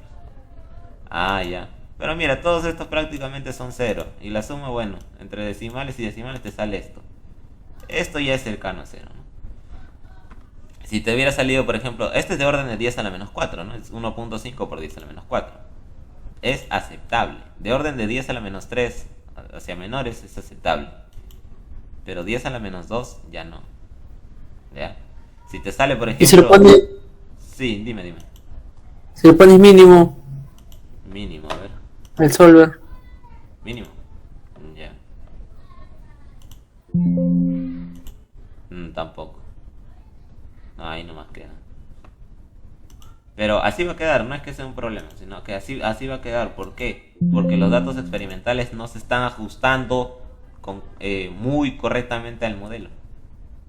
¿Sí? Entonces es eso. Si la diferencia, o sea, si tu objetivo no se cumple al 100% o con un buen parecido al 0, entonces es porque es tu modelo, ¿no? En este caso es aceptable, aunque digas, no, oye, pero 10 a la menos 4 no me convence. No, pero así es, no te va a salir, o sea, siempre bien modeladito, ¿no? Entonces siempre hay un porcentaje de error. Y es normal. No es que esté mal tu ejercicio, no. Ahora, ¿qué pasa si nunca te llega la convergencia de 0 o próximo a 0? Por ejemplo, te sale 0.01. Eso sí no puedes entregar como resultado. Ya es muy grande. ¿Ya? Entonces, ¿qué dices? El modelo, los datos experimentales no se ajustan al modelo Van-Laar. ¿Correcto? O el modelo que estés evaluando. ¿Ya? Es eso, no es que tú... Bueno, obviamente también puedes equivocarte, ¿no? En el esto, pero si todo está bien y aún así el solver no converge, es porque el modelo no se ajusta a los datos experimentales propuestos, ¿no? Puede que sea otro modelo el que ajuste mejor para este caso. Bien. Entonces, eso es la determinación la determinación de qué modelo es adecuado, ¿no? Y en eso consiste el modelamiento. Decir qué modelo se ajustas a tus datos experimentales, ¿no? Qué modelo describe correctamente el comportamiento, ¿no? ¿Cómo lo comparas en vez de fijarte en esto? Comparas GRT experimental con GRT calculado. Pues compara. 0, 0. Está bien. Pero eso siempre va a salir lo mismo. Segundo. 0.043, 0.045. Todavía está bien. 0.1966, 0.1888. Ambos tienden a 0.19. Está bien. 0.332, 0.334. Está bien. 0.438, 0.439. También está bien. Y así no te vas hasta el último. 0.239, 0.0182. ¿En cuánto difieren? En 0.005, ¿no? 5 por 10 a la menos 3. Ya ahí podría ser dubitativo, ¿no? La certeza del ajuste o la bondad del ajuste del modelo, ¿no? Pero, bueno, en general te lo describe bien. ¿Ya? Pero si te das cuenta, conforme vas bajando, pues se puede ir poniendo rara la diferencia, ¿no? Pero mira, por ejemplo, en este punto de aquí con son igualitos, ¿no? Entonces en algunos puntos van a coincidir, pero en otros no. Por ejemplo, el punto más discordante son estos dos últimos, ¿no? Ya. Pero bueno, en general sí coinciden. Entonces, estos son tu respuesta. Esto es lo que te piden, los parámetros del modelo. El modelamiento consiste en decir si el modelo se ajusta o no a tus datos experimentales, como también determinar los parámetros de dicho modelo. ¿Ok? Y así en general para todos los consiguientes, ¿sí? Tienes que, en este caso, y en todos los casos, hacen esto. La igualdad del GRT es calculado con GRT, ¿no? Y en base a la diferencia que sea 0 y obviamente al cuadrado para no agregar la restricción, pones tu función objetivo, que suma de todos estos debería ser 0, en base a tus estimaciones, ¿no? Y cuando cumpla, ya dices, estas son mis respuestas. Listo. ¿Qué más? Margule es lo mismo, pues solo que diferente ecuación, ¿no? Cierto. Esta ecuación la voy a poner de rojo. ¿Por qué? Porque es lo mismo para cualquier modelo. O sea, esto es independiente, mejor dicho, de cualquier modelo. ¿Por qué? Porque esta ecuación le pertenece al equilibrio líquido-vapor. Mientras que esta ecuación sí es para cada modelo. ¿Ya? Al igual que esto estos dos de aquí no es porque son ecuaciones del modelo, no, son ecuaciones del equilibrio líquido-vapor, ¿no? La ley de Raoul modificada nada más. La de azul. Ya, y lo que está de negro sí es correspondiente al modelo, ¿no? Y bueno, la función objetivo te va a salir diferente si el modelo es diferente, porque este término le corresponde a este que es el del modelo. Correcto. Y esta ecuación de rojo es la ley de Raoul pues modificada. Bien. Correcto. ¿Y cómo linealizaste ahí el...? Ya. Bueno, ahí es cuestión del profe, porque es otro método, ¿no? Ya, entonces lo vamos a revisar para que lo vean, porque no recuerdo en sí cómo lo hizo, pero... A ver. Ya. Dice G versus X1. Ok. Eso no es lineal. Porque mira.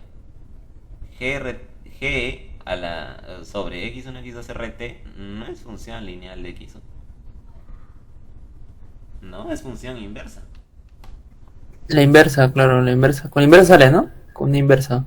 Claro, si acá graficas, no sé, de alguna manera 1 sobre X1, o mejor dicho, 1 sobre todo esto, podría ser, pues, ¿no? Ya tendría que ser una línea y lo que está arriba sería tu pendiente. Pero no recuerdo, es que sí lo linealizó, que recuerdo sí lo linealizó, pero no me acuerdo cómo. Pero sí tienes que buscar esa vaina, pues, ¿no? La linealización de alguna de las ecuaciones, pero no veo que este sea así, ¿eh? Vamos a ver con Margules, a ver, quizás sí, ese sí. Por ejemplo, ese sí cumple, ¿no? Ya, con Manlar creo que he copiado nada más la hoja anterior, ¿no? Porque para este ves que no cumple, ¿no? No es la ecuación que es una línea, pero para este sí. Mira la ecuación del modelo. Pasa este de aquí a dividir. G sobre X1, X2 RT. Ahí sí es una línea. ¿Por qué? Porque aquí tienes X1. Y este A21 sería tu pendiente. Y este A12 por X2. ¿Dirías que es tu término independiente? No. Tienes que tener cuidado. ¿Por qué? Porque X2 depende de X1. ¿Por qué? Porque es 1 menos X1. Y tienes que reordenarlo. ¿Cómo quedaría tu ecuación? Vamos a ver, vamos a jalar una de aquí. Vamos a jalar este de aquí. Una por aquí. Ya. ¿Y cómo quedaría tu ecuación? Sería GRT calculado es igual sobre X1, X2. Ok.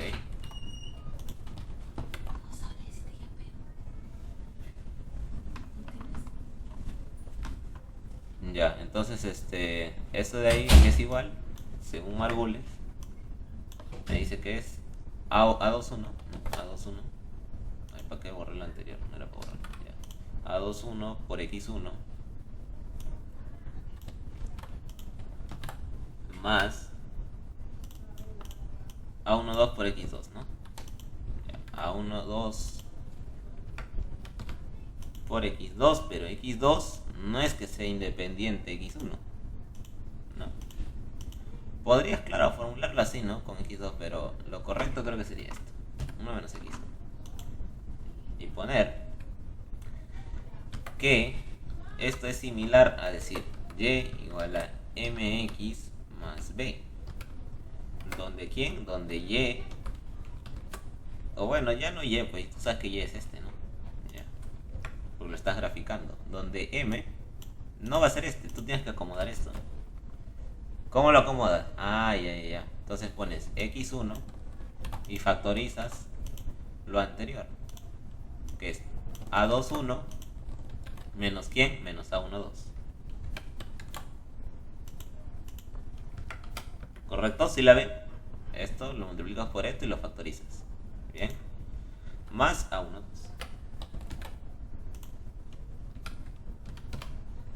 Ahora sí. Entonces tu pendiente, ¿a qué va a ser igual? A esto. Ya. Entonces chapo esto.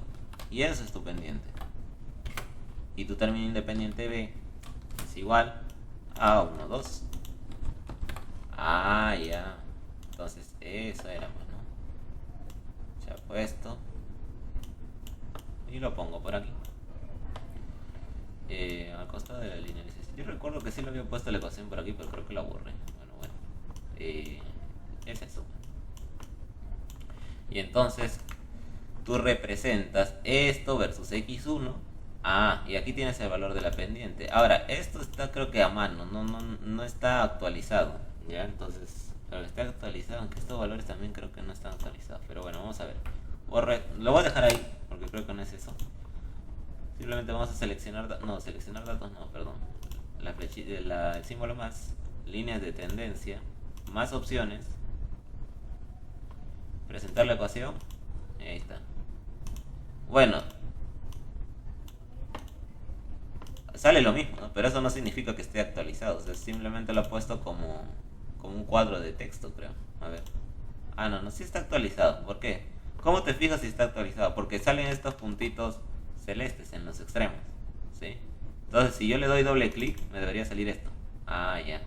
Entonces, aquí le puedo poner formato número y ves que cambia. Entonces, sí está actualizado. Entonces, le pongo, por ejemplo, 4 decimales. O ponle 6, pues, no, yo recomiendo 6.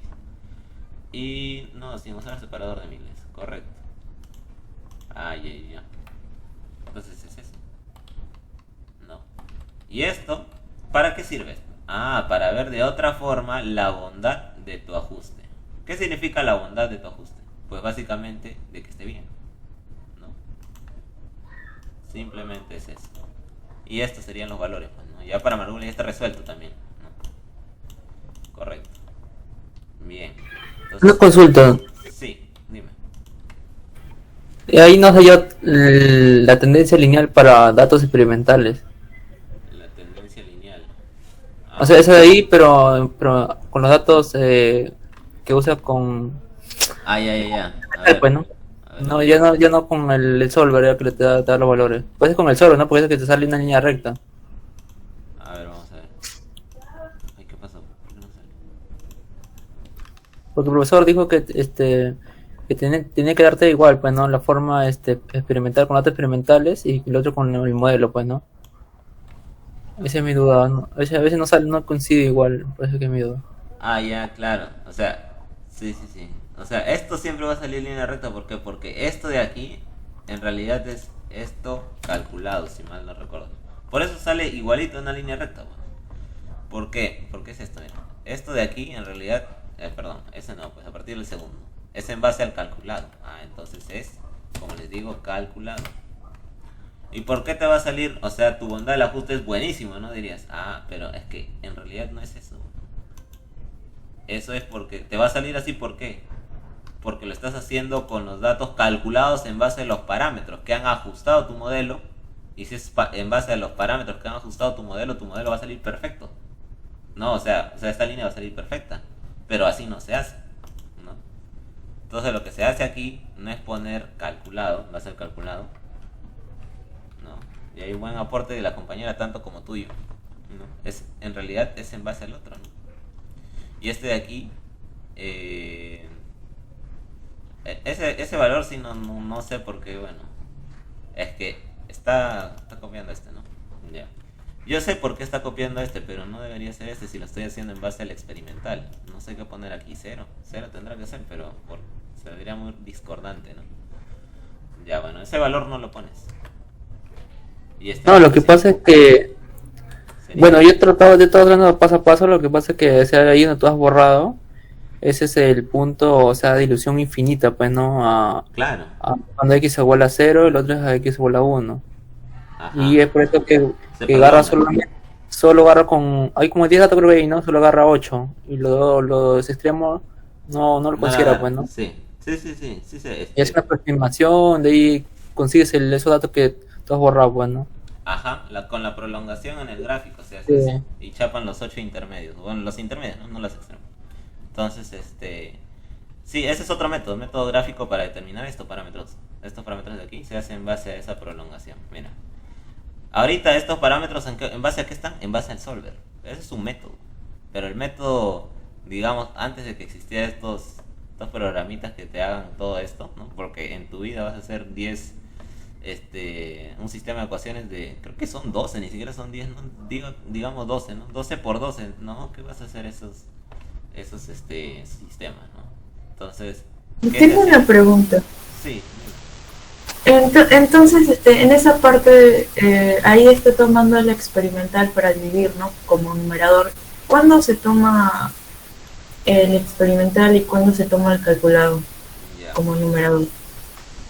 No, como te digo, eso puedes ponerlo a tu antojo, ¿no? Pero el de aquí, para este método que ahorita les voy a mostrar, se utiliza el experimental. Porque en sí, si te das cuenta, este término no afecta en nada. Mira, por ejemplo, a ver, vamos a borrar todo.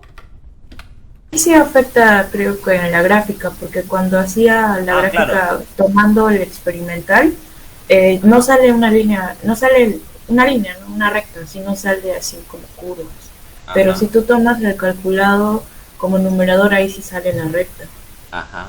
A eso es lo que iba. O sea, no afecta en el método que hemos utilizado hasta ahorita, en el método del solver. Mira.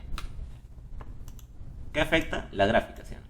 Ya. Por ejemplo, aquí se ha borrado todo porque yo he borrado todos los datos. Ya. Ahí sí afecta. Pero los parámetros de Margules tiene dos, o sea, los parámetros o el modelamiento en general tiene dos métodos. Al menos los de sistema binario, Van Laar y Margules. O para Margules en específico. ¿Bien?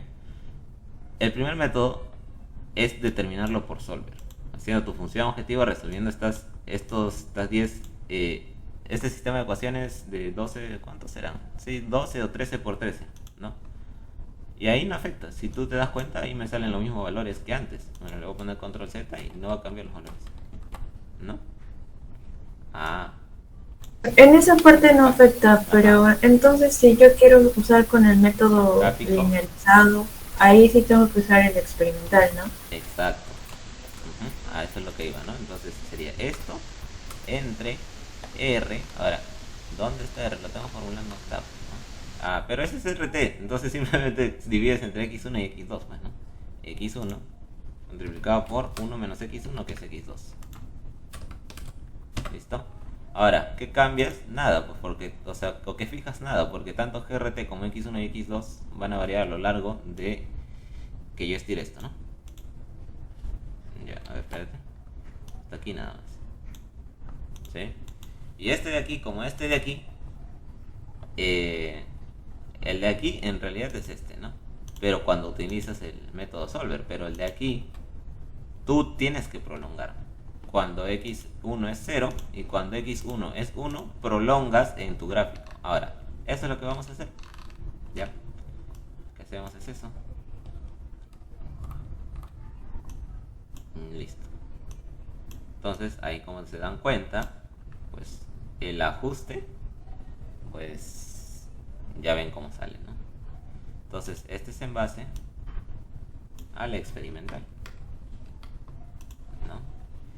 Y ahí está. Tiene un coeficiente de correlación cuadrático de 0.733. No es tan bueno. Ahora, ¿qué podemos hacer aquí? Bueno, vamos a ver. Para determinar este valor primerizo, se va a la gráfica. Tienes que determinar este valor cuando ¿quién? Cuando x1 es 0. Ay, ay, ay. Entonces, te acercas al gráfico. Y con la... a ver. A ver, ahí sería con la línea o con la curva. Es que la curva no tiene tendencia como tal. La tendencia es lineal y tendrías que prolongar esta cosa, ¿no? Esto de aquí, la línea de tendencia, hasta aquí. Y el valor que resulta de prolongar es cercano a 2.2, ¿no? Entonces eso de ahí tendrías que poner aquí. No, perdón, aquí. 2.2, ¿no? Ese es el valor. Y el de acá abajo es cuando ¿quién? Cuando x1 es cuánto? 1. Ahí, entonces prolongas y acá está la prolongación con la tendencia y ese valor de ahí es pues cercano a 1.55, pues ponle, ¿no? 1.55. Igual puedes trazar, ¿no? Insertas tu línea, tu forma Con Shift lo mantienes recto en el trazado.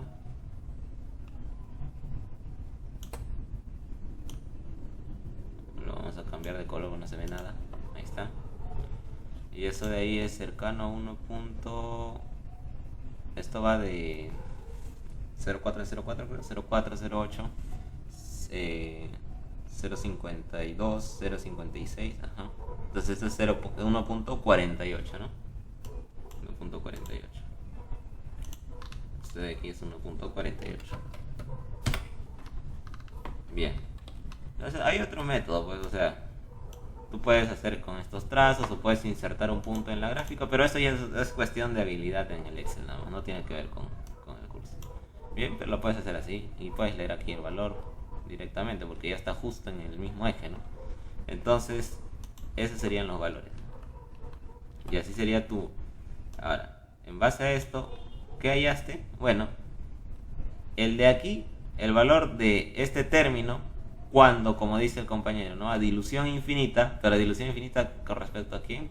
O sea, cuando x1 es 0, o sea, dilución infinita del componente 1 es 0, ese valor de ahí es correspondiente al A12, ¿no? Entonces, este valor de aquí lo copiaría. Bueno, este de aquí es el A12. Y se parecen, ¿verdad? Tanto con el solver como con el método gráfico. Ahora, el método con solver te da obviamente más decimales. Correcto. Ahora, ¿qué hacemos? Simplemente decimos que este valor de aquí pues tiene que ser este valor, ¿no? Y ahí hay un valor pues mucho más discordante, ¿no? Ahora, ese valor de ahí, ya. Vamos a ver. En B, 1 menos A2, ya.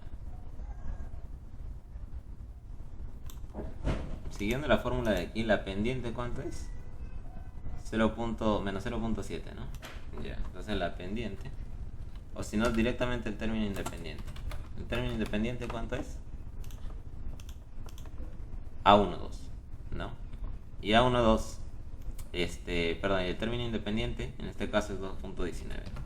Una consulta, Pepe. Sí, dime. ¿Podríamos verlo a la izquierda, por ejemplo?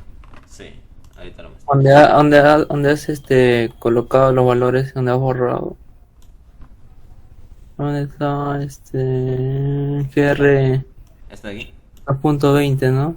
Ajá, este valor es leído del gráfico, pero tú para eso tienes el Excel. Esa es otra habilidad, ¿no? ¿Cuál es la pendiente Pero ahí? no es directo. No, este sí, o sea, el A12 es el término independiente, ¿no? Mira, para eso he linealizado esto. G sobre todo esto es de esta manera, ¿sí, no? Y eso es lo que estamos graficando. X1 versus todo este término, ¿cierto? Y ya, esto de aquí, obviamente es parte del experimental, pues, ¿no? Ya, entonces, si tiene la forma lineal, entonces tu Y es esto, tu pendiente es esto, y tu término independiente es A12, ¿correcto? Tu término independiente tú lo tienes, claro, acá está, 2.1925. Ese valor es el que está acá, que yo leí como 2.2, pero obviamente yo no tengo ojo biónico, pues, ¿no? Probablemente es este valor, y es este valor, pues, ¿no? 2.19 tanto, pero yo obviamente no voy a leer ese término, pues, ¿no? Yo casi leo 2.2. Entonces, ese término independiente es ese 2.2 que yo puse, ¿no? Pero en realidad debería ser esto. ¿Cómo te das cuenta de eso? O sea, gráficamente tú dices, cuando x vale 0, que eso es lo que estoy haciendo, cuando x vale 0, reemplaza, pues, ¿no? X vale 0, se va todo esto. Ah, y tu y, que es tu término es este valor, 2.19, ¿no? Y ese es el valor que debía haber puesto aquí. Correcto, A12, término independiente. Ah, ya. Y ahora, la pendiente, que es A21 menos A12, ¿cuánto vale? Menos 0.7. Pero esto también lo puedes hacer de esta manera. Mira, igual pendiente, supongo que si conocen la función. Abres paréntesis, y conocido primero. Y conocido, ¿cuál es? Esto, ¿no? Esto de aquí es tu y. y tu x conocido, punto y coma, x conocido. ¿Qué es tu x conocido? X1. Le das enter y ahí está el valor, ¿no? Es el mismo valor que el de aquí, probablemente con uno otro decimal más, ¿no? Entonces lo puedes hacer así o lo puedes copiar directamente del gráfico. Ahora, del gráfico, perdón, de esto, ¿no? De esta ecuación que te otorga el Excel, de la regresión. Lo puedes copiar así a mano o con función pendiente, no hay problema. Pero lo que sí hay problema es con los decimales que le pones, ¿no? Porque normalmente el Excel te muestra 3, 4 decimales y a veces se hace escaso o insuficiente. Entonces por eso yo le doy doble clic y pongo aquí número 6 decimales, ¿no? Listo. Entonces con esos dos, sabiendo que m es A1, A21 menos A12 y yo ya tengo A12 porque es este término, despejo A21. ¿Cuánto vale A21? Despeja pues. A21 sería la pendiente, que es este valor, más A12. La pendiente, que es este valor, más A12, que es este valor. 1.488. ¿Qué es lo que puse yo? 1.48 porque mi vista no es biónica. No.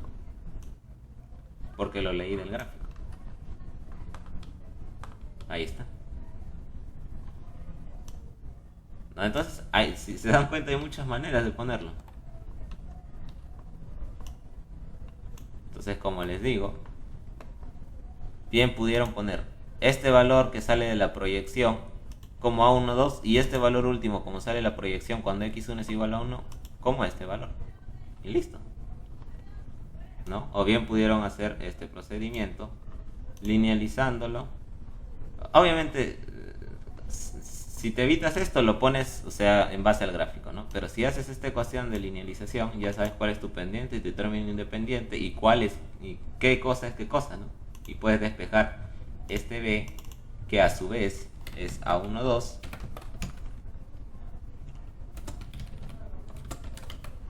y A21 a partir de la diferencia que es la pendiente, ¿no? Y esos valores son los que debería ir aquí en el método gráfico, ¿sí? Bien. ¿Se entendió?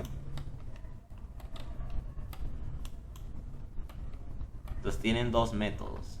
Tienen el método por solver, que se hace con simplemente G sobre RT calculado como el experimental en base a la diferencia que supuestamente debería ser 0 o próximo. Lo elevas al cuadrado para evitar negativos, lo sumas y haces el solver aquí en la función objetivo que debería ser 0 y esto se va a arreglar hasta que te dé tu respuesta. Ese es el método por solver, comparando términos. Son iguales, pero con expresiones diferentes y al restar esas expresiones diferentes debería salir 0, porque son lo mismo en sí. Y el otro método es gráfico.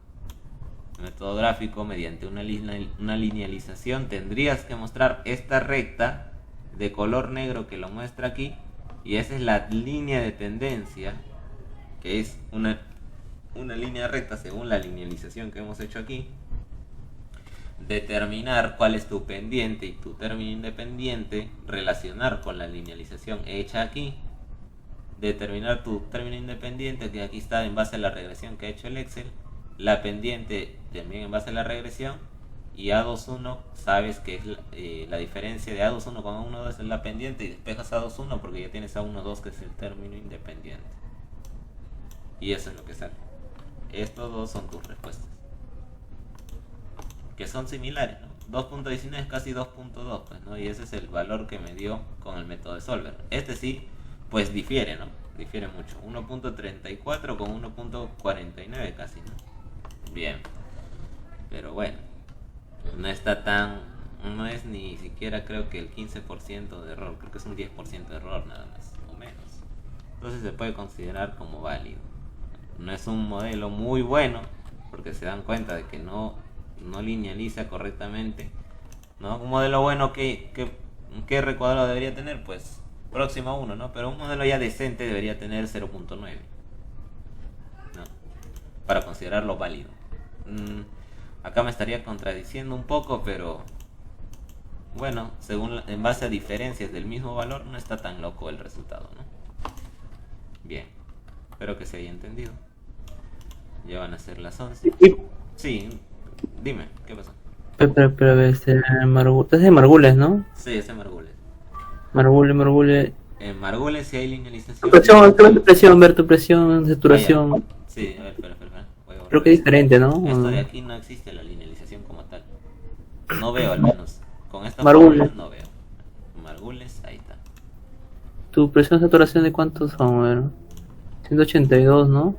Sí, como les digo, Ah, esto son no le valores. tomen mucho caso, porque no sé si estos son los datos correctos, pero el procedimiento más que todo.